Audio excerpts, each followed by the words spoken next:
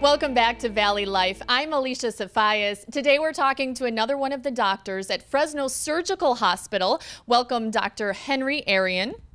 Hello, welcome. All right, and we're talking about spine surgery today, and it's kind of a hot topic in the media right now with Peyton Manning, and a lot of people are speaking about it. First of all, give us an overview about the different types.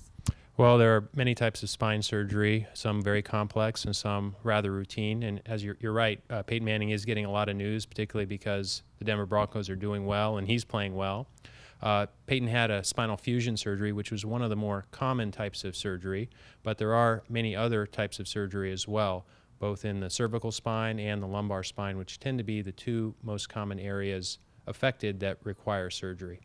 Let's talk about the spinal fusion. Can you kind of give us a layman's term idea of what happens in that procedure? Sure. The discs, which are cushions between the vertebrae, oftentimes deteriorate as a result of the normal aging process, trauma, accidents, things of that sort.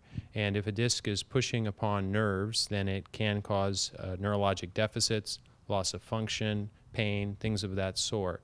One of the treatments is to remove the disc, to clean out around the nerves, and then to stabilize the spine. And the more common term is spinal fusion surgery.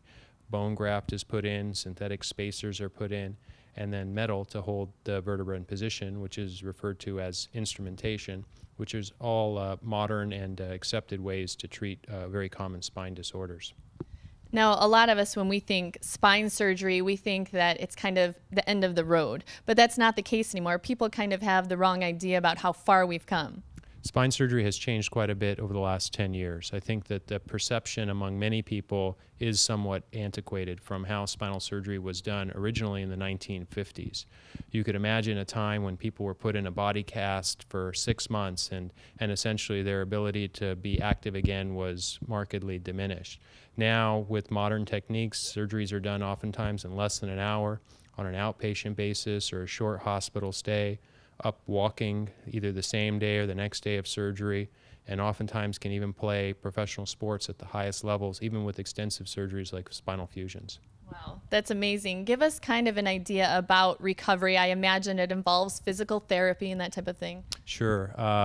Recovery really does vary based on the type of surgery that was done, the underlying problem, the age of the individual. All of those are clearly factors.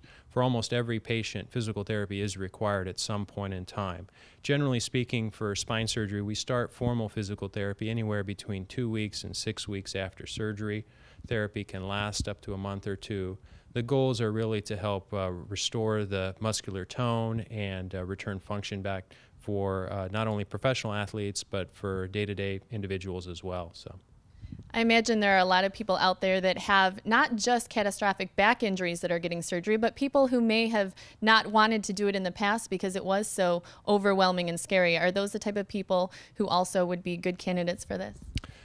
Yes, they are. I think in general, we encourage patients to consider surgery as a last option. There are many other treatment options for common spine problems, including therapy, injections in the spine, weight loss, many conservative measures. But for those with more severe problems, surgery oftentimes is the last option and one that can be extremely effective. It's very common for me to have patients who have an extremely negative perception about surgery, and understandably so, but many of those same patients end up doing wonderfully and look back on it and say, wow, I really wish I'd done this sooner. I'm back to doing a lot of the things that I want to do. Obviously, surgery is not 100% effective for everyone, but for a high percentage of people, it really does make a difference.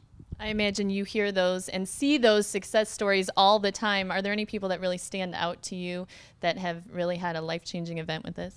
Well, I think on a daily basis in our office, we have patients who really make a wonderful recovery. For me, what's most gratifying is just getting grandparents to be active again so they can play with their grandkids, someone to be able to get back to work, athletes to be able to play the sports that they enjoy. We oftentimes ask patients what it is that they really are limited in, whether it be their ability to garden or play golf or whatever the activities.